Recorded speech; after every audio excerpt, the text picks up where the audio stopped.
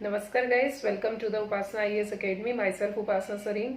सो guys, आज की इस वीडियो में हम लोग करंट अफेयर देखेंगे, that is digital quality life index 2020। ये डिजिटल DQLI 2020 हम लोगों के प्रीलिम्स के एग्जाम के लिए काफी इंपॉर्टेंट है, एज वेल एज जो हमारे अपकमिंग एग्जाम्स आ रहे हैं उनके लिए भी इंपॉर्टेंट है। तो गाइस, हम इसमें सबसे पहले देखेंगे DQLI है क्या, DQLI किसने इंडेक्स को बनाया, DQLI के पैरामीटर्स क्या क्या हैं, ठीक है, पैरामीटर्स क्या क्या है, और DQLI में इंडिया का रैंक क्या है, और वर्ल्ड में सबसे टॉप रैंक किसकी आई हुई है, ठीक है।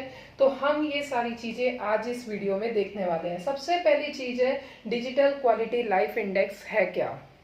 गाइस, कोविड-19 में आपको अच्छे से पता है कि कहीं ना कहीं इंटरनेट पे जो डिपेंडेबिलिटी है, वो डिपेंडेबिलिटी वर्ल्ड में एक नहीं हर कंट्री की डिपेंडेबिलिटी बढ़ी है, ठीक है। अब हर कंट्री की अपनी अपनी इंटरनेट क्वालिटी है, हर कंट्री का अलग अलग इंफ्रास्ट्रक्चर है, हर कंट्री की अलग अलग गवर्नमेंट का पार्टिसिपेशन है कि किस तरीके से गवर्नमेंट पार्टिसिपेशन कर रही है, किस तरीके से डिजिटल लिटरेसी कर रही है, या सिटीजन में अवेयरनेस कितनी है, या सिक्योरिटी किस तरीके से रखी जा रही है, ठीक है। तो इन सारी चीज़ों को देखते हुए ही जो डिजिटल क्वालिटी लाइफ इंडेक्स है वो हर कंट्री का अपना ग्लोब लेवल पे अलग अलग रैंक पर आता है। तो हमारे जो पेपर में क्वेश्चन आ सकता है, रैंकिंग से क्वेश्चन आ सकता है, कौन बनाता है यहाँ से आ सकता है, और इसके पैरामीटर से क्वेश्चन आ सकता है, ठीक है। तो हमें समझ में आ गया कि कोविड-19 के टाइम पे जो इंटरनेट है, इंटरनेट आज की डेट में काफ़ी इम्पोर्टेंट है, और इसी के साथ साथ सर्फ शार्क करके इंटरनेट सॉल्यूशन प्रोवाइडर है। Surf shark online solution provider है। इसने ग्लोबल लेवल पर डिजिटल लाइफ क्वालिटी इंडेक्स को बनाया है। अब इन्होंने बनाते हुए सबसे पहली चीज तो पैरामीटर्स देखे आते हैं। अब आपका मेन क्वेश्चन होगा किन चीजों को देख के ये रैंक मिलता है, ठीक है। तो सबसे पहले बात करें तो जो इसके पैरामीटर्स हैं वो पैरामीटर्स सच है, जैसे फॉर एग्जांपल के लिए इंटरनेट अफोर्डेबिलिटी। इंटरनेट अफोर्डेबिलिटी का मतलब है कि कैसे कस्टमर इंटरनेट को एक्सेस कर पाते हैं, इंटरनेट को कितना फास्ट एक्सेस कर पाते हैं, गवर्नमेंट इंफ्रास्ट्रक्चर इंटरनेट से रिलेटेड प्रोवाइड कर पा रही है कि नहीं कर पा रही है, इससे रिलेटेड जो भी क्वेश्चन है, या फिर कस्टमर का असेसेबिलिटी है, वो आता है इंटरनेट अफोर्डेबिलिटी के अंदर, ठीक है। तो इंडिया की बात करें तो इंटरनेट अफोर्डेबिलिटी में इंडिया का जो रैंक है वो 9 रैंक है, ठीक है। उसके बाद दूसरा क्वेश्चन आता है इंटरनेट क्वालिटी के ऊपर। इंटरनेट क्वालिटी की बात की जाए तो गाइस, इंटरनेट क्वालिटी का मतलब है कि डेटा स्पीड, फास्टिंग स्पीड कितनी है, ठीक है। इसके अलावा जो इंटरनेट में फॉर एग्जांपल के लिए लाइक क्यू कितना है, ठीक है, बफरिंग हो रही है कि नहीं हो रही है।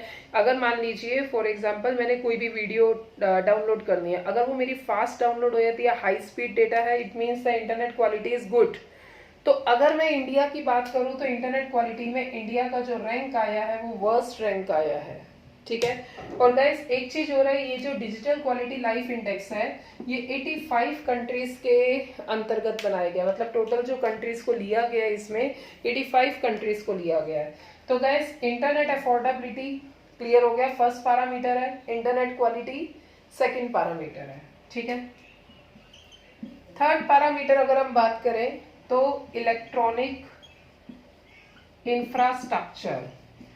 इलेक्ट्रॉनिक इंफ्रास्ट्रक्चर की बात करें तो इलेक्ट्रॉनिक इंफ्रास्ट्रक्चर का मतलब होता है कि किस तरीके से जो इंटरनेट अफोर्डेबिलिटी की जा रही है, या किस तरीके से पूरा इंफ्रास्ट्रक्चर है, इंस्टॉलेशन है, वो किस तरीके से किया गया है। जैसे फॉर एग्जांपल के लिए ऑप्टिकल फाइबर है, केबल्स के थ्रू है, या फिर इलेक्ट्रॉनिक इंफ्रास्ट्रक्चर का जो वे आउट है वो किस तरीके से बनाया गया है, ठीक है। तो इलेक्ट्रॉनिक इंफ्रास्ट्रक्चर के अंदर इंफ्रास्ट्रक्चर आ जाता है, इंस्टॉलेशंस आ जाता है। उसके बाद है इलेक्ट्रॉनिक सिक्योरिटी। इलेक्ट्रॉनिक सिक्योरिटी के अंदर आता है कि किस तरीके से गवर्नमेंट जो इंटरनेट प्रोवाइड करवा रही है, जो लोग डेटा एक्सेस कर रहे हैं, क्या उनका डेटा सिक्योर है कि नहीं है, क्या उनको सिक्योरिटी प्रोवाइड हो रही है कि नहीं।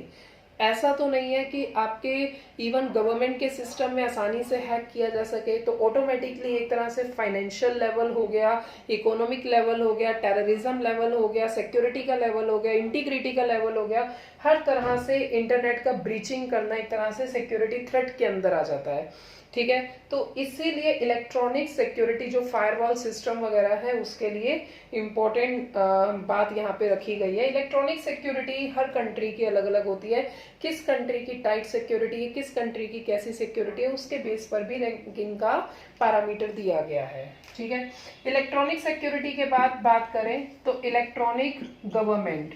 इलेक्ट्रॉनिक गवर्नमेंट का मतलब है कि गवर्नमेंट जो गवर्नेंस सिस्टम का यूज कर रही है, ठीक है, क्या गवर्नमेंट अवेयर है अपने देश में लोगों को डिजिटली लिटरेट करने के लिए, क्या गवर्नमेंट डिजिटली प्लेटफॉर्म प्रोवाइड करती है, क्या गवर्नमेंट डिजिटली लोगों को बढ़ाना चाहती है, क्या गवर्नमेंट के जो प्रोजेक्ट्स हैं वो डिजिटली है कि नहीं है।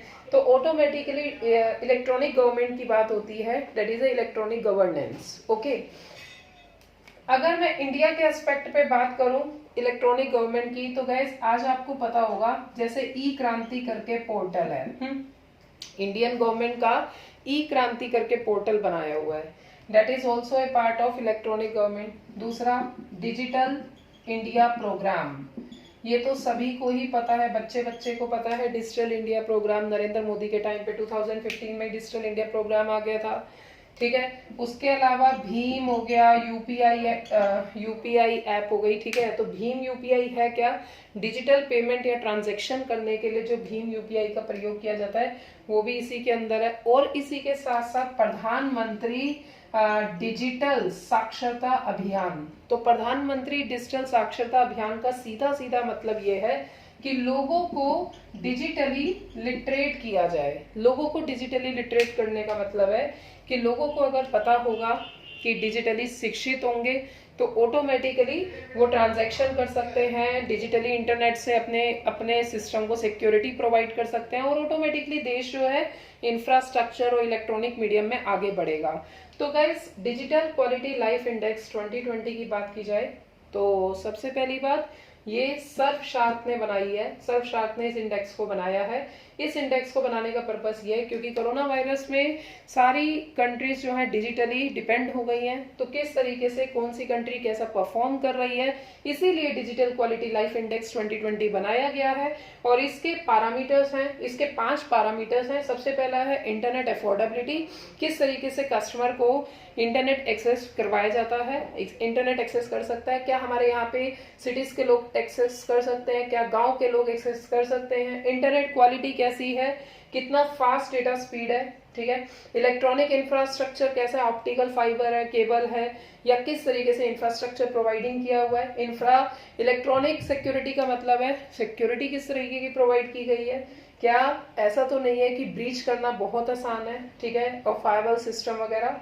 इलेक्ट्रॉनिक गवर्नमेंट का मतलब है how much the government know about the digitally literacy towards the citizen as well as how many projects of government dealing with the digital. Okay, so we can say it is as a digital governance. Okay, तो इसी से लेके मैंने सीधा India का compare कर लिया, e Kranti, digital India program, भीम यूपीआई, प्रधानमंत्री डिजिटल साक्षरता अभियान। तो अब उसके बाद मेन मुद्दे पर आते हैं, इंडिया की रैंक कितनी है। ठीक है, तो guys digital quality life index में इंडिया की रैंक की बात की जाए तो इंडिया की रैंक है 57 आउट ऑफ 85।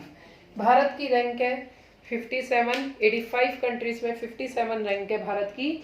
और इंटरनेट क्वालिटी में भारत वर्स्ट है, इंटरनेट अफोर्डेबिलिटी में भारत का 9वां रैंक है।